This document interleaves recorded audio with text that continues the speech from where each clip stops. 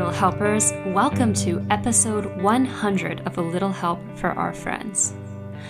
I kind of can't believe we have come up with 100 different episodes for this series, and we are still going strong. Kibby and I are still BFFs. There were a couple threatening moments. But what friendship doesn't have that? But I think that this has been such an awesome kind of risk that we took and learning experience. And I mean, I've just learned so much about psychology from it, which is kind of funny because we're the ones delivering this information. And yet through delivering, we learn so much.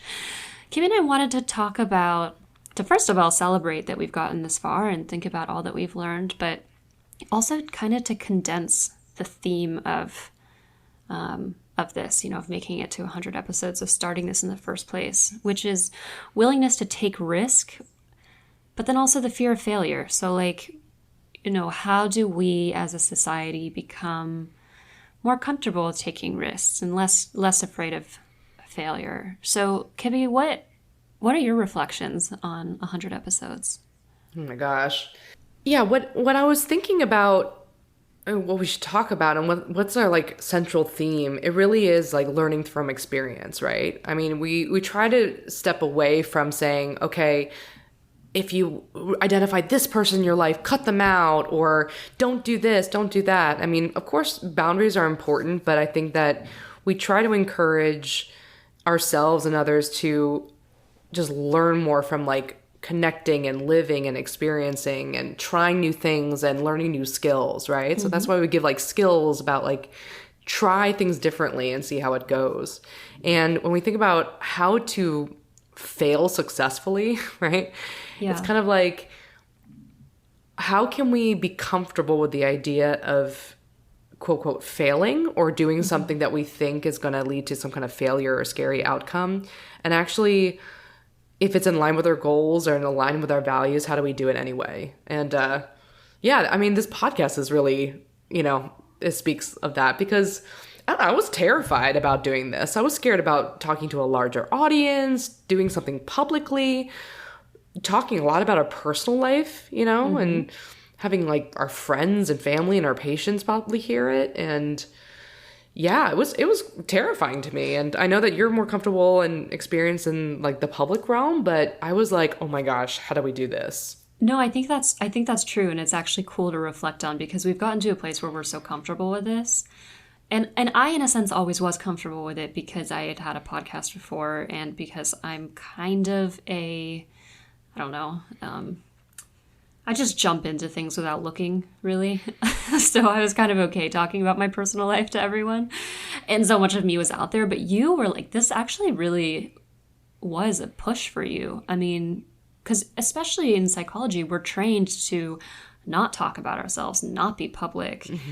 Not let our patients even know if we're married or not. And here we are talking about sex. So, mm-hmm, mm-hmm. And it does seem like you've grown a lot more comfortable over the episodes, and I think part of that has been seeing how you opening up has allowed other people to be helped. Yeah. I think, as you're saying, our psychologists are trained to keep everything private, and we try to do that by not giving full identifying details or violating people's confidentiality. But there's so much we learn in our private lives and in pain and in loss and in our clinical sessions that I feel I was oh gosh, if we could only speak to more people about this. And yeah, the more open we got about, my divorce, postpartum depression, all these kind of painful experiences that we've been through, the more people have responded. And so it was a good lesson to me of if we want to get out there and communicate some of these lessons, then don't be afraid of failure. Don't be afraid. Just try it. It's just scary. Yeah. What's your experience been with, do you think that doing this podcast has increased your willingness to take risks? Or is this just kind of one standalone risk? Yeah, I think, that's a good question. I mean, I think that it made me think a lot more about values and how to align yourself with and really clarify to yourself, like, what do I want to do with my time or my work or my, efforts? And what are different ways I can do that, right? So just like in grad school or when you're kind of on a track, you think of one way to do it. Okay, I'll do therapy and I'll do research. And that's how I'll communicate ideas or thoughts or skills to the broader public, right? Like doing it those traditional ways.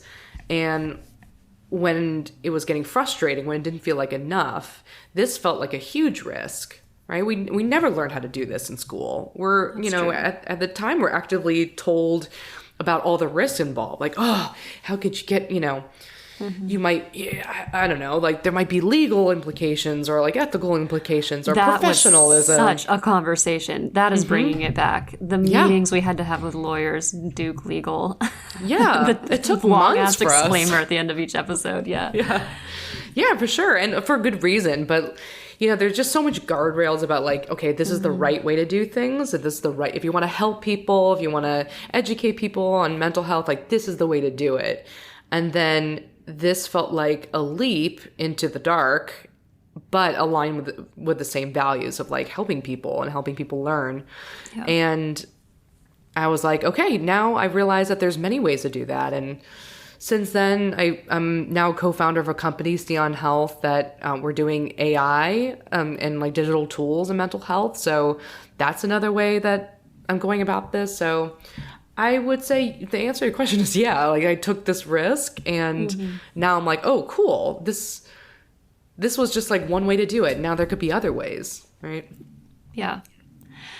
Risk-taking has become such a huge part of my life. I think in many ways I take fewer risks than I used to, but I remember being such a shy, sheltered, anxious child in so many ways, and now it's just like I find it so hard to back down from a challenge. I find it so hard to say no to a risk because I've seen how it opened up my life. It made everything so much brighter. And, taking risks doesn't mean taking stupid risks. But I think a lot of risk taking is figuring out when you're not doing it because you could lose actually a lot of money, like gambling, or like lose actually a lot of, I don't know, like a relationship, or basically the negative consequences are actually that strong versus you're afraid to be in a situation where you're not in complete control. And that's a very different kind of situation. Well, that's tricky to parse apart. And I think that we were inspired to do this episode because looking at the research, young people are terrified, are taking fewer risks than ever. That's like the research showing that kids are driving less, they're doing less drugs, and they're having sex less, or like at a later age, right? Yeah. And what comes with that could be very good. Like as a mom, I'm like, phew, that's really, really, but it also comes with a lot of anxiety about fear of failure, right? And these kids are just not trying stupid things, right? But can you explain to me a little bit more what you meant by knowing when to take the risk? Because I imagine that if you think about any risk that anyone is going to take, like the anxiety mind can give you all the worst case scenarios, right? Like you say, oh, I'm not going to lose something important, but I'm sure our minds could go to like really bad outcomes with any risk we take. So how do you know when a risk is worth taking? Okay, so I'll give a stupid example. A couple weeks ago for my brother's birthday, we went to an adventure park, and there was something called a hawk jump or a hawkeye or something. And basically you are strapped into, there's like a cable that's attached to you, and you jump off this platform that's like 100 feet in the air. Oh my God. Yeah, it sucked. And I genuinely thought that the anticipation was going to be the worst part. And it probably was, but the jump sucked too. I mean, I truly hated this experience. But there wasn't any actual risk. It just felt like a risk. So really what I had to face was like, is it worth not doing this just because I feel fear? Just because that fear is present. That's the only thing keeping me from doing this. Now, in the future, I can say, no, I just don't like jumping off really, really tall things. And I've already gotten the benefit of doing that, which is, I'm a person who can jump off really high things. I can push past that fear, which is why I do a lot of the things I do, where I'm just like, being in true control is being in control of your fear, not just in control of your environment. But I think, that's a clear example because there's a cable attached to you. And that's more of an instinct. Like, I'm instinctually afraid of jumping off something 100 feet tall. Right. But even like asking someone out, yeah, there can be a negative outcome. You can get rejected. But is that really that big of a risk? I mean, nothing terrible is going to happen to you just because you're rejected. I would say that to some people who are really terrified of that would say, I'm going to get rejected. It's going to hurt so much. I'm going to be so ashamed. And it will make me question everything. Like, I think that the cascade, for them, the cascade of like the impact of the rejection would be too much to justify. But that's being afraid of your own emotions. That's not being afraid of the outcome. If what you just described is like, if there's a bad outcome, what I will do is pour shame on myself until I can't stand it anymore. That's a choice. It doesn't feel like a choice until you learn how to get control over your emotions. But if the outcome is what you're going to do to yourself, then that's not a reason to not take a risk. Yeah. If the bad outcome is your own discomfort, right, there are ways to handle that for people who have the skills to do that. But okay, what are some of your biggest failures that were successful, or that you were like happy that you did and it was worth it? So first of all, what I will say is I'm very much a no regrets person. So when I look back on my life, I'm happy with where I am right now. And so I have some big ones, but it can be a bit of a difficult question for me to answer because things don't sting from my past anymore. Because I'm happy with where I am. My most obvious failure was my first career. I mean, I straight up flunked out of UX design. And I'm so glad that I did. I mean, did you know that going in, or were you going in blind? Were you scared at all about it, or? Of UX design? Yeah. Yeah, so basically what happened, I mean, this is going to sound like such a weird story. When I was a teenager, I met a 30-year-old man who had this quality where he made you feel like no one had ever understood you better in the entire world. And so he basically got to know me and told me that I should be a UX designer. Now remember, I was a teenager, and we remained friends until I was 22 years old, which basically, we remained friends until I was out of college. And at that time, I had no idea what I wanted to be when I grew up. All I knew was that I had a very high-achieving family, and I wanted to match them. And it was really appealing being given a career that was not a major at my university, because I've never been particularly good at school, which is a weird thing for a PhD student to say. I'm not bad at school. I'm better than average. But I mean, in my peer group, right, like the high achievers, I've never had a perfect GPA or anything like that. And I think without a clear goal in mind, I just couldn't be motivated enough to really excel. And so basically I went into this career because somebody told me I should. They said, I know who you are, even if you can't see it yet. This is what you're destined to do. And then I went to New York and I got an internship and I dated my boss. I dated the CEO of the company. And I ran around New York and had a great time. And then I got another internship and I didn't date my boss, but I did become very good friends with my boss. He was like my work husband. And I ran around in New York and I had a really good time. And then I got a third internship and my boss was gay. And I did not have a very good time. I was in Virginia now. I wasn't running around doing anything. And I got very, very, very, very, very, very depressed. And throughout those first two internships, I hadn't done a lot of actual work. And the work I did, I found excruciatingly boring. And I remember, one of my bosses sent me home with a UX design book. And I don't think I read more than 3 pages of it.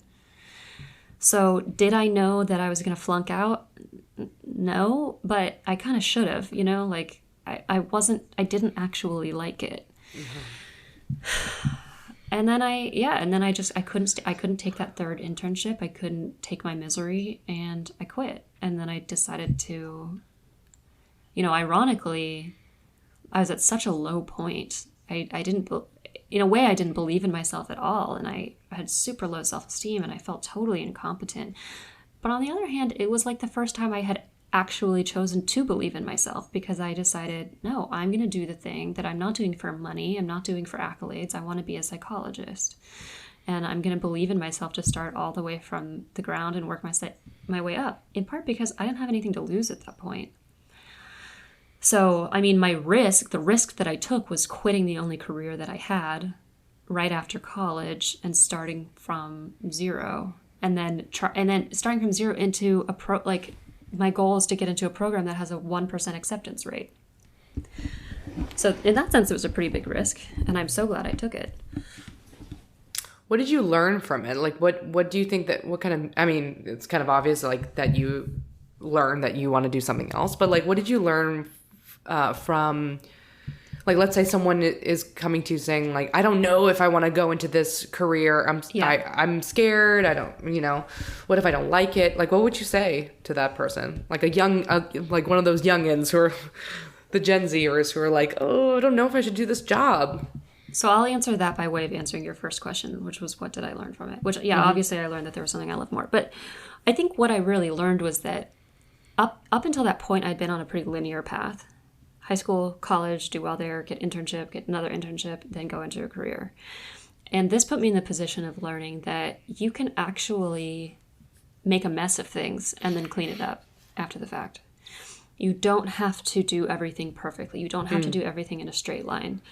I moved back in with my parents. I took online classes. I took classes at the college where they lived for in-state tuition. That wasn't a post-bac. Other people think you have to pay $100,000 to do a post-bac program. You don't. You can make it up yourself and save a lot of money. I just sort of clawed my way into a job in New York because I wanted to be in New York. In other words, there are a lot of ways to get from point A to point B. And you don't have to freak out if you're not taking the shortest distance. And in fact, taking a windier path can really build a lot of confidence and a lot of trust in both yourself and the world. Mm-hmm, mm-hmm. What I would tell other people, especially a young person, is, okay, if you're not sure, test it out. This is the time. Before you have kids, before you need to save for retirement, buy a house, take that risk. Why not? You're already taking a risk by being miserable in what you're doing. Mm-hmm. That is the biggest risk of all, is not loving your life. Yeah. I see more the trend with young people that they want to really figure out what they want to do and make sure they're taking the right steps. And I get why, because now the pressure to succeed is so much higher. The economy's harder, right? The pressure is on for younger people, I feel like, than maybe when we were younger. But I always say you learn much more by doing things, even if you don't like it. You learn a lot from what you don't like, right? One of my first jobs, I thought I was going to go into photography and photo editing. I did it in college. Yeah, I was really into photography. I loved it. I did it, all throughout my high school. I did an internship at Teen Vogue. I interned at Condé Nast Traveler. So I was really into photography. And you didn't know this at all, did you? This is ringing the faintest of bells. But it's just so bizarre because I've never seen you take a photo. Oh yeah, I'll show you. I'll show you my portfolio. Yeah. Cool. I was really into it. And I even had a studio. I set up a studio in my house and a dark room, and I was hardcore into photography. But I was the only way to have a career in it is in these, magazines, right? Mm-hmm. And as soon as I started interning at these places, it's pretty embarrassing because I think looking back on it, I could see their attitude towards me, my bosses and colleagues. And I remember some of the comments they made about my clothes. And they would always talk about what they're eating. And they kind of made fun of what I was wearing in kind of like a jokey way, like, oh, you're wearing that skirt? It's so casual. And I was like, huh? But if I had any wherewithal, I'd probably be embarrassed knowing that I didn't fit in. I wasn't like this. I wasn't, I guess, the stereotypical person who tends to work in an art department of a sexy magazine. Like I wasn't dressed cool. I wasn't like a fashionista. I didn't watch what I eat at all. Mm-hmm. And I remember I got a couple of those comments. I felt really, at least like embarrassed enough to feel like these people don't like me. And I kept thinking like, what am I doing wrong? Yeah.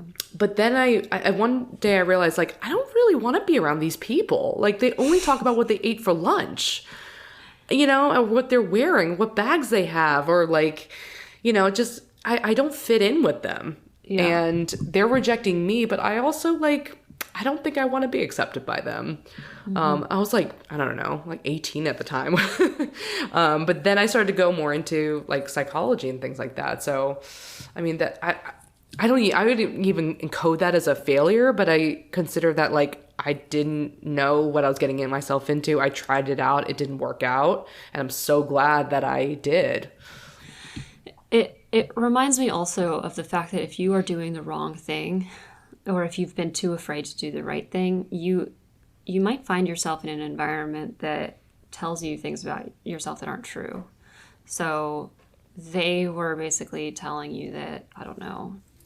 I mean, I guess you don't actually care about fashion, but if I had stayed in UX design, I would consider myself probably unintelligent and certainly incompetent. Right. And you might consider yourself someone who's like dumpy. Which I am, and I'm totally fine with it. I'm wearing like pajamas right now, and I've been wearing them all day, guys. Yeah. But yeah, you're right. Like that the values of the people around you and like the culture might not be a good fit for you. And there's sometimes no way of predicting that until you're in it. Mm-hmm. Right. And learning about like, well, there's a lot of people out there. If I had just set my sights on doing this career right, I wouldn't have given myself a chance to play with anything else. And this isn't like a reason to quit everything. I mean, I can also imagine the person who just feels like they don't fit in, they're not really doing well at their job, and they're like, okay, so I should take the risk to leave. Like sometimes taking the risk is actually committing for a time and seeing if that changes anything. Yeah. But yeah, I mean, I think I had a pretty clear idea that UX design was just not it for me. And you had a pretty clear idea that that community was not it for you. Mm-hmm. I mean, in terms of obviously, like The Bachelor is the flashiest risk I've ever taken. I think my career was the biggest risk because it has the longest term consequences. But The Bachelor was bungee jumping. I mean, that was true giving up my rights to control. And that's what risk is, right? Like risk, you lose, you give up your right to control things. Interesting. So when you were cast on The Bachelor, what was your motivation for going? Like, what were you afraid of? Were you aware of everything that it entailed, or were you going in blind to that one too? Or I mean, I'd watched the show a lot. I think I watched Unreal or whatever it was beforehand. So, yeah. I knew I was putting myself in a situation where producers had control over me and where I did not have a lot of control. I didn't have control over my image.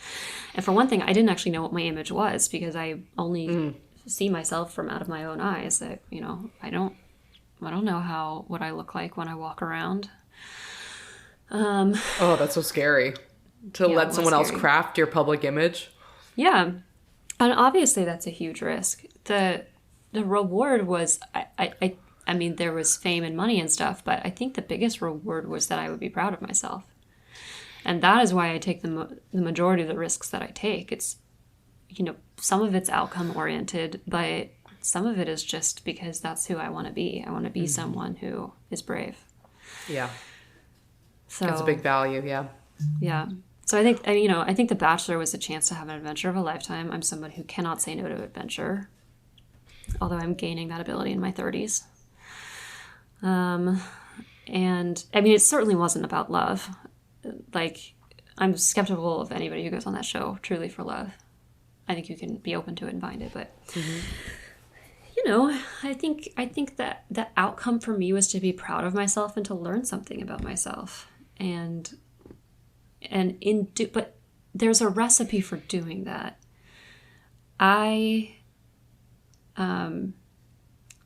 Taking the risk is one thing, but you have to be there for yourself on the other side. I think the number one thing that I had to do was be compassionate with myself afterwards, because the show went fine. My airtime was cut, but I was portrayed well. It was the Instagram part of things, the branding myself part of things that I failed so spectacularly at. So says other people. How so? What does that mean? Branding yourself? Like, I was just given so many different pieces. Like, I was somebody who didn't really use Instagram beforehand. I mean, I had pictures, but I had like 300 followers. I wasn't dedicated to it in any way. And afterwards, I just got so much advice about, branding myself as the smart girl, which is like, don't do it if you go on The Bachelor. Don't do that. No, no one wants that. Yeah, ew. Ew, words. Gross. Syllables. So that didn't work out. I don't know if I was myself or if I wasn't myself. I mean, I don't think I was pretending to be somebody I wasn't, but I didn't have the confidence in who I was portraying. But the other thing is just like the jealousy, the envy that came after the show. And I could have sat there and beat myself up for feeling envious, but I didn't. I was like, yeah, I'm envious. That sucks. But like, before I went into The Bachelor, I told myself, this might be a shit show, this might be super uncomfortable and you don't know what's going to happen. And like, if you're going to accept this risk, Jacqueline, you have to, be nice to yourself afterwards. Did you learn anything about yourself, like watching how the show portrayed you or your experience in it or how you reacted to it? Like, did you come out being like, oh, I didn't know I was like that, and now I do? I learned that I'm kind of an aggressive kisser. But other than that, I wasn't really on the show, Good thing to learn. Yeah. I learned a fuckload from that show. First of all, I learned how to get along with women. I was so scared of being in the mansion with all those supermodels, and that actually went pretty well. I learned that I could handle cameras. I learned that I could be adaptable, and find a home on the set and actually, really enjoy that. I learned how to get along with people who were very different from me. And then, I had to learn how to handle a lot of negative criticism. I mean, that sucked, and how to bounce back from that and how to deal with envy and how to... I think one of the biggest lessons from I don't even know if I learned this specifically from The Bachelor, but I learned to be envious of a friend and still be kind to them. So I learned to put my value above my emotion. And I think I had to do that over and over again after the show. Yeah. Can you give me an example? Yeah, I mean, I was super envious of Kendall because I felt like she had the trajectory that I would have had if I didn't leave. But I wasn't going to be a dick to Kendall. I mean, she didn't do anything wrong, and with Jenna, like Jenna went on Paradise and got super famous, and it was a lot easier not to envy her because of what happened. But so this isn't me putting her above envy. This is me putting her above fear for myself, selfishness maybe. Like, I could have said, oh, your reputation is destroyed. Taking pictures with you and posting them online is going to hurt me, which it did. People were very mean. But I was like, no, my value of loyalty and friendship, like, I'm not going to respect myself if I'm not going to take pictures with a friend. Yeah. Yeah. So I think practicing that over and over again that makes your emotions way less scary. If you know repeatedly that you can put your values above your emotions, then it's like, what's the big deal about having emotions? I mean, they're unpleasant sometimes. Yeah. But they're not in control of you. Yeah. That really makes sense. I think the idea of values and like following your values can protect you from a lot of risk and potential downsides. Not easy. I mean, a lot of people don't know their values, and part of it is like a chicken or the egg thing. You have to go and live and see what you really care about, to know like this higher order. Yeah. I think a way to your values is to look at a decision and say, what would I be proud of myself for doing? You know, I have my lap twin, is like perfect. She is good at fucking everything. It is so irritating. She gets comments back. Her name is Rachel Guetta. She's amazing. You are also amazing, but... No, but my point is it's like I've had to deal with this comparison for 5 years. But if I get a tip that's going to help her with something, I'm going to give her the tip. You know, I'm going to be like, she's amazing. She didn't do anything wrong, but because she's so awesome. Like, it sucks to compare myself to her, but that's not her fault. So that, again, is like that's saying, am I going to be proud of myself for undermining her? Probably not. So, yeah, if you're not sure what your values are, just ask yourself that. Yeah. That makes total sense. Yeah, I mean, in the spirit of doing things in line with our values, I was thinking about when you asked me about doing this podcast, to make me, take more risks. Another like risk I took was starting my fitness studio. That was totally in line with my values. I wanted to build community. I wanted to make something that was like empowering and holistic and like something that made people feel like they're at home, that they're cared for by a group of people, right? Like help people belong somewhere and do like healthy habits together. So while I was doing my dissertation, I somehow found myself launching Intent Fit House, this entire fitness studio. I had no background in fitness business or brick and mortar business or anything, but somehow I found myself making a gym in the middle of Durham, and that was January 2020. You know what happened after that? It was like so painful. It's like I opened this place. I was so proud of myself. We were so excited. We were doing well. It was awesome. And then a couple weeks later, the pandemic hit, and it became a sin to gather indoors in a group. So like the very premise of this gym was now like socially and globally not allowed. I mean, talk about failure, right? Like it was the worst timing. And people ask me, would I do it again, knowing what I know and like doing, I probably would do something slightly different, but it was such a colossal failure that I have absolutely no regrets. Like we had to go from actual in-person brick and mortar gym to a virtual gym in like 2 days. I mean, I can't even tell you, it was half a year figuring out like where do the yoga mats go and how much should we, charge for classes and how do we do the locks on the door, to like, oh my gosh, okay, what is Zoom? How do we charge people? Let's just do that. I don't know. And then I had to write my dissertation a couple weeks after that. So that was the most bananas time. And, if I hadn't been for that, I wouldn't have created this like little group of like these little old ladies that were like my mom's friends. Like we had this little group of yoga students who were so awesome. It was just these women who don't usually go to yoga in a regular gym, but did join my virtual yoga classes. And then, they were able to just like move and connect in the pandemic, right? And people who otherwise would never strap on Lululemon and go to a yoga class, but they like tried it out and it just got them active and was kind of like a nice thing to do in the pandemic. And just from that experience alone, I wouldn't have, done anything differently. You also kept people employed through the worst of the pandemic. I just want to shout out to you for that.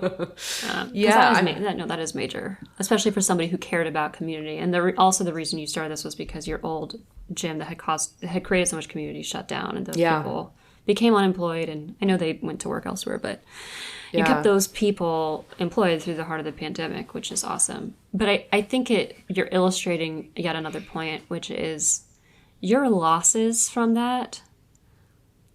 If we were to put numbers to things, have to have been greater than the gains of this little tiny community of I lost so women. much money. So much money, time, and effort. Oh my God. Yeah. Yeah. But it's the way that it's your attitude towards it that favors the gains, right? Like it's your attitude towards it that's able to say losses are losses, money's money, but actually I did walk away with my goal and my value intact. Yeah. And probably you learned a lot along the way. I did, yeah. And it was, that time was a constant, like, referring to my values. Thank you for reminding me I did keep people employed during that time, because I just felt so much guilt. This undue, like, guilt and shame that I was trying to prop up a really stressful business at a really stressful time. And I just, at the time, I really forgot all the things that we did accomplish. But I remember having to make these decisions. Like, the other fitness studios that were surviving were doing things like really slicing and cutting down the salaries of their fitness instructors. And I was like, I'd rather not do that. I'd rather close than like make people work for free or like lie to them. Right. Yeah. And I do give myself some credit that I knew what my values were. I jumped into it like kind of blindly and like kind of recklessly, but I did say to myself, okay, I'm going to give myself a number for how much I'm willing to lose on this venture. And when I hit that, I'm going to have to really seriously rethink things. And I ended up losing just as much as I thought I would put in. I just said to myself, okay, if I lost this much entirely and as a total disaster, would I be okay with it? Would it really drastically change my life? And I had to sit with that number and be comfortable with it. And then, I faced it. So I think that when you take a risk, thinking about the worst case scenario is helpful, because you're like, okay, what would the worst case scenario be? What would be my like absolute limit, and how would I cope with that? Okay, let's go. But I think actually thinking about the worst case scenario, not fearing the worst case scenario, not making up worst case scenarios in your head, not feeling as if there's a worst case scenario you can't handle without actually looking at it in its face. Because a lot of times people will be like, oh my God, okay, the worst case scenario is I get rejected. Like, I ask this girl out and I get rejected, and she laughs in my face, and then I just sink into the ground, and then I can never ask anybody else again. And no, that's not the worst case scenario. The worst case scenario is that she says no and maybe laughs in your face, but probably not. Maybe she goes and talks to her friends and they laugh at you. Now, will your life significantly change because that happens? Only if you let it. Only if you make interpretations. Only if you decide that that feeling is worth, disregarding like all of your other values. Yeah, I think that's a really good point. It's interesting, like I've worked with women who are either struggling with fertility, they're not sure their fertility treatments are going to work, or they're like in these long relationships and they're not sure the relationship's going to work, and then they're like, am I going to sacrifice my childbearing years? And the question, what is the actual worst case scenario here, can be helpful. Not every time, but sometimes it's like, okay, what is the actual worst case scenario if you don't, okay, so you don't have kids. Yeah, I don't have kids, and it's like, okay, then what? Well, then I'll have a lot more money. Okay, what are you going to do with that money? Well, I'm going to travel, and I'm going to start projects, and I'm going to take like lessons, and like, okay, so you're going to live a pretty full life with that money.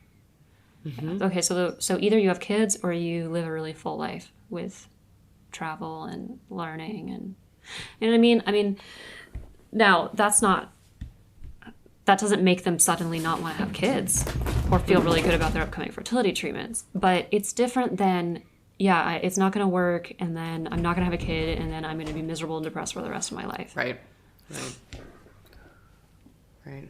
If you guys hear background noise, it's my fucking cats. They are having a wrestling match. They ruin everything in my life. What other successful failures have you had? Well, my entire goal for my life from the age of 0 to 17 was to get into Duke University, and I did not. And then ironically, I got in at the age of 28. So when I didn't even want to go here at all. So that's just I guess the lesson there is, just because it doesn't happen right now doesn't mean it's never going to. I think one thing that can make it a lot easier to live with risk, and this is actually something that I comforted myself with in the days after The Bachelor. After I didn't get as famous as I wanted to after The Bachelor, which was not even why I went into it, I realized that I didn't have faith in the future. I was telling myself that the present was the be-all end. Like, if I didn't get famous now, if I was unhappy right now, then, oh my God, that's so terrible. But I was like, anything could happen in the future.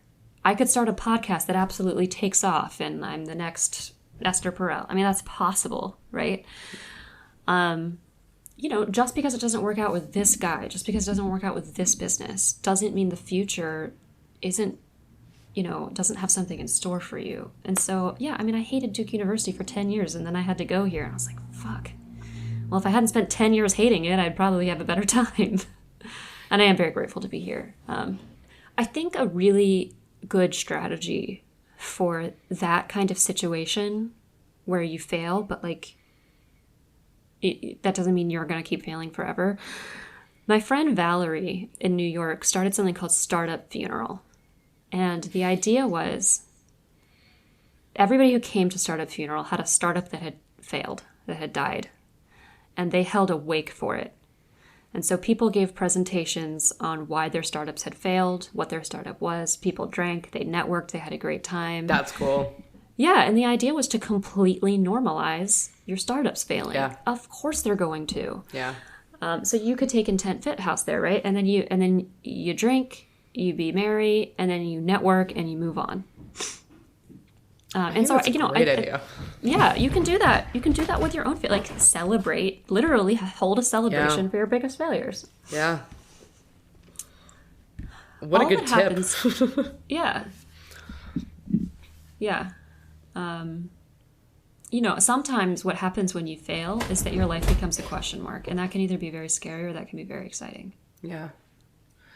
Yeah, I'm like you, where I just throw myself into things and say yes to things. And, people always say, you just launch into things without thinking about whether it's going to fail or not. You just do it. I'm like, I think I'm personally overtaken by the excitement of it. I don't care. I'm just, it's so cool, whatever. And I just go for it. So I'm a little bit less like other people who kind of ruminate over the worst case scenarios. I probably should think a little bit more about the worst case scenarios, but I feel like I've had so many cool stories and experiences from times I just done something crazy. I do say that the biggest regret I do have in my life, and I always say this, is my first marriage. And people do ask me, if I were to go back, would I not marry my ex? And which is the definition of regret.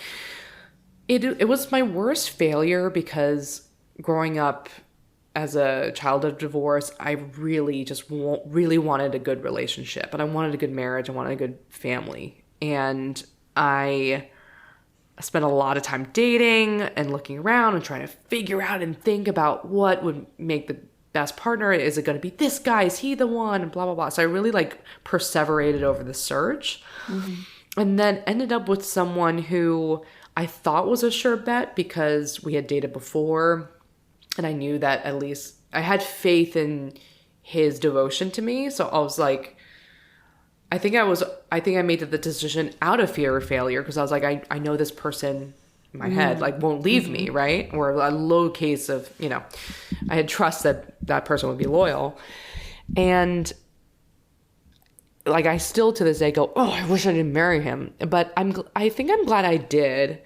It cost a lot, right? I did a wedding and I did a divorce, and it was really costly emotionally and financially.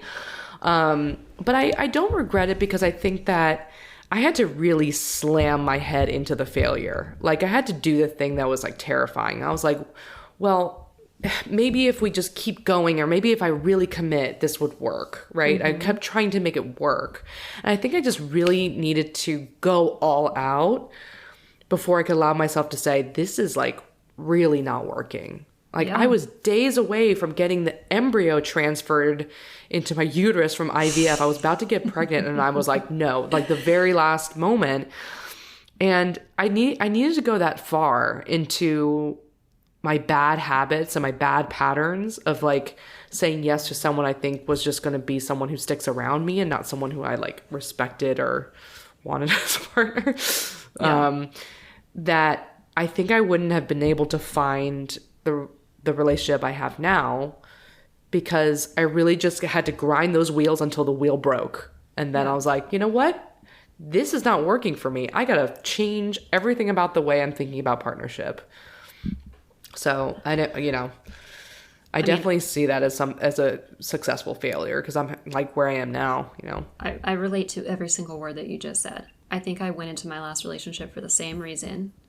It was a fear of failure. It was, I don't think this person's ever going to leave me. And I think I stayed until I had exhausted all of my resources.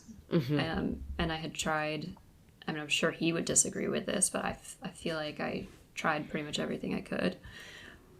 And I think getting out of that relationship, I just had such a different perspective about what I needed and what I could give and who I was. And, it struck me. So what you were saying, reminded me of like the most tangible thing I lost in that relationship was my wedding budget. I'm someone whose parents had saved a budget for my wedding, and it's gone. I mean, I put money in too, and that's gone. So there's still like technically a little bit of theirs left. And what's gonna happen is I'm gonna have a very, very low budget wedding with Jason. And is that your official engagement announcement? What was that? Just hopeful? No. But it basically is, because I had this conversation with him this weekend where, he doesn't know that he wants to get legally married, and I'm not sure I care. But I have been like, listen, honey, I am going to stop taking my birth control in 2 years. He's like, can you warn me first? I was like, no, this is your warning. Put this date in your calendar. And from 2 years from now, from today, I'm going to stop taking birth control. Your job is to propose and marry me during that timeline. Damn, girl. But I have a partner who I can say that shit to. And if it bothers him, he'll tell me, but it doesn't, because he's so lucky to be with me. But I had a girlfriend say something like, I told him that he needed to marry me within the next few years because I deserve a big wedding and I deserve to look young in my wedding dress. And I was like, in my head, I was like, no, you don't. Nobody deserves anything. You are not entitled to look young in your wedding dress. And I am not entitled to have a dream wedding. Like, I'm going to have a cheap budget wedding, and that's what I'm going to have, because I made decisions that resulted in that. And that's sort of unfortunate, but it is what it is, If you can get rid of that entitlement attitude, like, I deserve to, I have to, if you had been like, I put all of this into Intent Fit House, it needs to work out, I deserve for it to work out, how could I fail after this? Then failure is going to seem like something about you. And it's often not about you. I mean, for you, it wasn't really a failure. It was a fucking pandemic. You couldn't prevent that, And it has the outcome of looking like a failure. But, and like mine was more like a failure in the sense that it's not like an external force broke my ex and me up. That was us. We did that, Yeah. But it's like, okay, well, it's not like I just deserved to get married at 30. It's not like I just deserved, for him to treat me right. I mean, that would have been, as human beings, we kind of deserve respect and everything. But like, no, like, we don't just sit around waiting for things to happen to us. We have agency. I deserve to be treated well in the sense that I tell myself, I go out and make that happen, I guess is what I'm saying. I get rid of people who don't treat me well, and then I go find somebody who does treat me well. But I'm not like other people, or like other forces or context or whatever. Like, you need to come and make this right for me. I just think that having that unentitled attitude allows you to, on the other side, be like, okay, well, what did I learn from this? Yeah. Yeah. I don't know if that makes any sense, but... Yeah, I think when I'm hearing entitlement, I think of having really fixed expectations for what you think you're going to get out of things. Yes. Or fixed expectations for the limits on the outcomes, right? Like, if I put in this, I better get that. And if I don't get that, this is going to be a disaster. So yeah, if we have fixed ideas of how things turn out, which a lot of people do, and, it's certainly normal, then it's really going to feel like a failure when you don't get it, because life never really turns out the way we expect. And it's really a lot more about coping with failure as a process than like outcomes, right? It's not like, I want to achieve this and this and this, but like, okay, I'm going to fail. Things are going to turn out weird and going to be unexpected. What am I going to do if this happens? What am I going to do with that? How am I going to cope with that? How am I going to get up and try this again, or try it differently based on what I learned? So it's like this I think when we say failure, it sounds like this end, but we're talking about failing as like a lifelong process of like taking risks with eyes open, ideally, of like, what are the outcomes and possible outcomes and how would you cope with it? Making sure that it's like in line with your values, something that's worth it to do and something you're proud of, and then learning from it and keep going, right? Keep iterating. Yeah. I think you put it better than I had. You kind of distilled it. I think entitlement comes with this sense of there's a way the world should be. And when the world doesn't turn out to be that way, there's no coping. It's just anger, right? And I think that the world is what it is, and it's your job to make your way through it, And the best way you can make your way through it is by trying things and then being really kind to yourself when they don't work out. So much of risk is just about managing emotions. So much of losing is just about the bad emotions that come up. Like, there's usually not that big of a...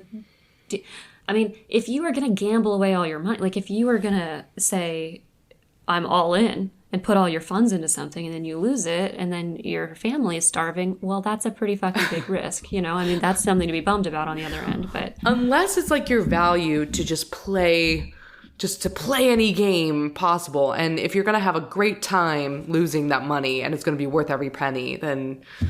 you're going to have to talk to your spouse about that. But it's like the process too. Like, sure, the fitness studio wasn't a success, but I had a great time doing it. Or weddings are a really good example. I love that you brought this up, because it's like, people have such ideas of what weddings should be. I should wear this kind of a dress. I should be in this kind of place, and like these kind of dreams that are like so crystallized in some people's mind. But, when suddenly we don't have a budget, or it's my second wedding and I'm 8 months pregnant, it's like, what do we actually want? What's going to be worth it? What is this for? And for me, it was like to have this special moment where I'm committing to the person I love, and to like in front of the people like in my family, just like distilling it down to the things that matter to you can really make you see that it could be flexible, right? You could have a picture of what that looks like. You'd have the beautiful venue and the perfect dress or whatever. But when all of those are not possible, it's like, okay, is my goal just to feel beautiful and be really excited to like see the look on his face when he sees me walking down that aisle, right? Yeah, so. I think that's just it. I almost feel like my budget wedding I mean, I had the choice between my dream wedding and walking down the aisle feeling really uneasy about my decision, or having a budget wedding where I kind of DIY it, and actually maybe that's more fun and strips away the artifice, to get down to the value. And I don't want to suggest that, like, if you lose, just buck up and change your attitude. Like, grieve it, I mean, accept your emotions. Like, and that's actually a big part of this process, is not fighting your emotions, but realizing, wow, I am fucking sad and scared right now. Yeah. Okay, I'm going to sit in that. That didn't kill me. Okay, now I can try again.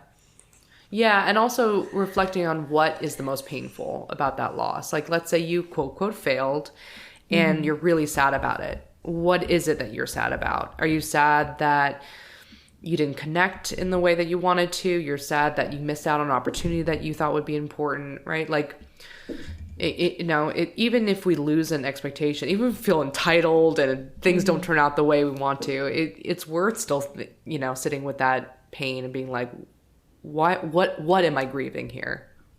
Yeah. No, I think that's true. Yeah. Well, do you have any more failure stories to share? I have so many failure stories to share, but I think those are my major ones. I think we covered, I could go on and on. I feel like I fail at stuff every day. Parenting is a failure every single day. You try to get that kid, change his diaper, and he kicks and screams and there's poop everywhere. And it's just like, well, just get comfortable with failure. Yes.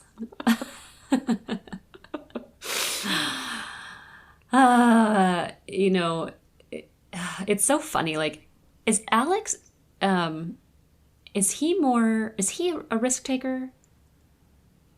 It's interesting. He takes risks, but he is way more anxious in the sense that he thinks about the worst case scenario, and that could really stop him from stuff. But he still does it anyway. He just perseverates up until the point that he does it.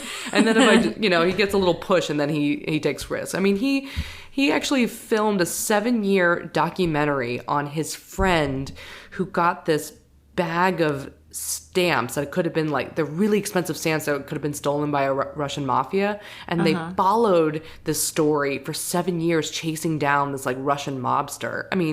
He did stakeouts in cars and stuff like that. And, it was all sorts. And Alex also did this show called The Traffic Show. Really funny. Totally recommend it. Where he did a talk show in people's cars on the freeway. So he basically ran up to people in traffic and jumped into their cars and did an impromptu talk show with that person. That's so cool. So he's anxious, and now he's a lawyer. So he's definitely thinking about the worst case scenario, but he takes risks.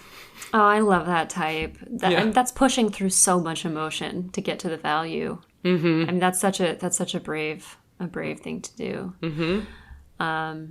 I only asked because I was working with a couple earlier, and one was more of a risk taker and one was an anticipator, and I was trying to help them see that that's actually a really good compliment.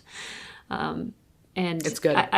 Yeah. And so I think if we're I think having friends who push us out of our comfort zone is a really good idea, as long as we have the confidence to say, heroin is not only outside of my comfort zone, but a really stupid idea. But okay, I'll jump off this cliff into the Adriatic Sea.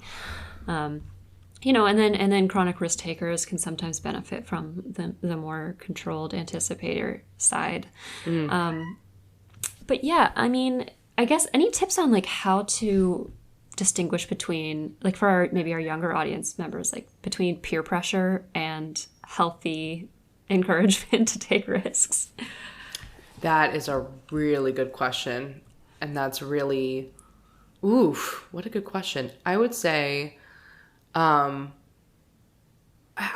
pressure now is ubiquitous with social media. So it's not, the first image that came to my mind was kids in a circle and passing around the doobie and being smoke this, otherwise you're going to be a square. But now it's pictures of all your friends doing something, or, wearing something or buying something, and you're oh man, I should do that.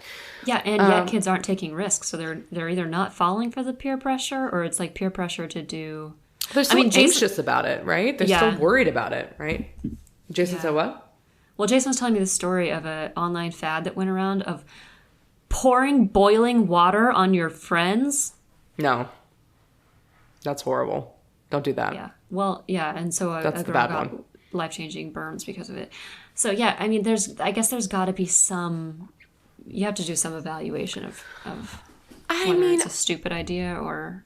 Yeah, I think that people can, if you really have no idea whether this is like a safe or right move, ask your parents. No, but maybe get multiple sources, right? Like if your friends are all doing something and you have that gut feeling of, I don't know, this makes me uncomfortable. Listen to that gut feeling and like remove yourself from that situation for a moment and let yourself, don't make the decision while you're in the peer pressure context, right? Yeah, yeah. Unless you've like reflected on before and you're okay with it. Like if you have that gut feeling of like, this is not right, take yourself out and allow yourself like a day or two to do your own research, right? Asking people you trust, mentors, other friends, whatever, just kind of get like a big sampling of different opinions. Yeah. And then sit with like, I love that question that you gave. Am I going to be proud doing this? Like, is this something I'm going to be proud of? If my parents found out, if my teachers found out, like, what would they think, right? And really start to tune into whether your decision is going to be based on fear of shame, right? Like, if I don't do this, they're going to think I'm stupid, right? If that is the only reason why you're doing it, that's not good enough. That's because... Yeah, that's not a good enough of reason to do things. People are going to reject or accept people from all sorts of stuff, and confidence in your own conviction and decisions is probably like the most attractive thing you could do. So, I think that's a good way of putting it. My question is like, am I going to be proud? Yours is like, is the only reason I'm doing this fear of shame? It reminds me of this time where I had a boyfriend who was like more on the shy side and was like, susceptible to peer pressure, but he was ordering swordfish, and there were people at the table who looked at him like, oh, swordfish is like not a good thing to eat. It has a lot of mercury and it's like not farmed really well. The practices are really terrible. Like while he was ordering, and a couple people like nodded and looked around, and I thought to myself, okay, he's going to change his order. But then he looked around, he's like, yeah, I see that. That's a really good point. The other thing is that swordfish is delicious. So yes, I'll have one. Thank you. And I was like, oh shit. So go with your gut. Yeah. Yeah, I mean, I wonder if we are too much at one side of the dialectic, but whatever. If anybody out there has different opinions than us and wants to give the other side of this, the cautionary side of this. Fail, do dangerous things, eat swordfish, have sex, do jobs that don't make any sense. Well, that's what we're saying. Yeah. Get married to the wrong person. Just... Yeah, another person be like, what if you could avoid all that? Hadn't thought about that. I just think we would have learned a lot less, Yeah. And we wouldn't be here now. So. Yeah.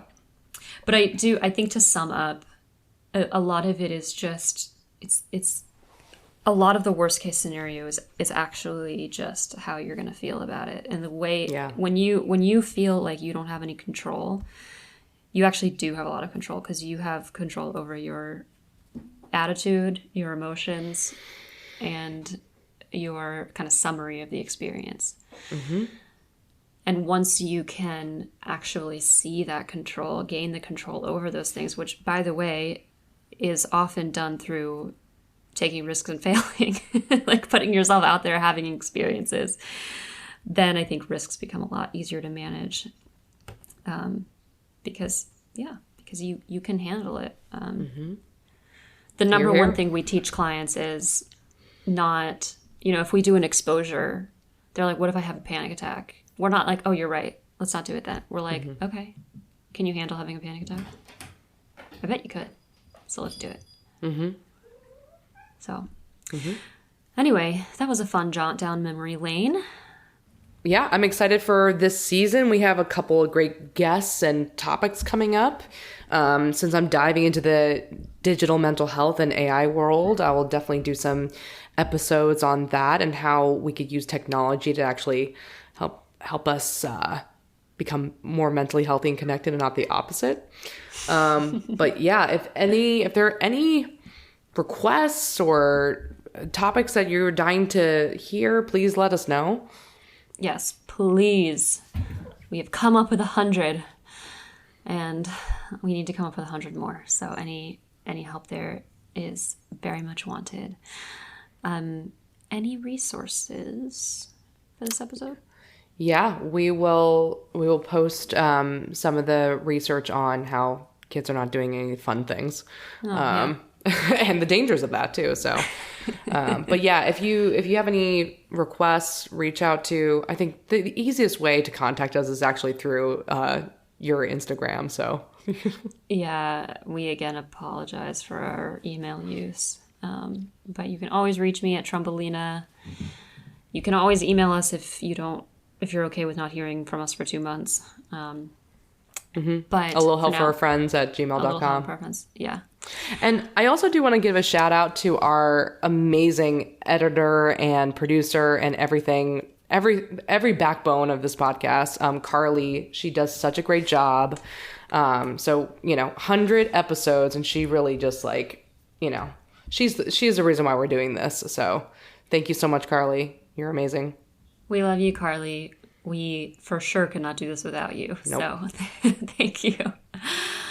Okay, guys. Well, if you want to take a little risk and, give us 5 stars and a public comment, you'll feel proud of yourself afterwards, I think. So come on this journey with us for season 4. See you in 2 weeks. By accessing this podcast, I acknowledge that the hosts of this podcast make no warranty, guarantee, or representation as to the accuracy or sufficiency of the information featured in this podcast. The information, opinions, and recommendations presented in this podcast are for general information only, and any reliance on the information provided in this podcast is done at your own risk. This podcast and any and all content or services available on or through this podcast are provided for general, non-commercial informational purposes only and do not constitute the practice of medical or any other professional judgment, advice, diagnosis, or treatment, and should not be considered or used as a substitute for the independent professional judgment, advice, diagnosis, or treatment of a duly licensed and qualified healthcare provider. In case of a medical emergency, you should immediately call 911. The hosts do not endorse, approve, recommend, or certify any information, product, process, service, or organization presented or mentioned in this podcast, and information from this podcast should not be referenced in any way to imply such approval or endorsement.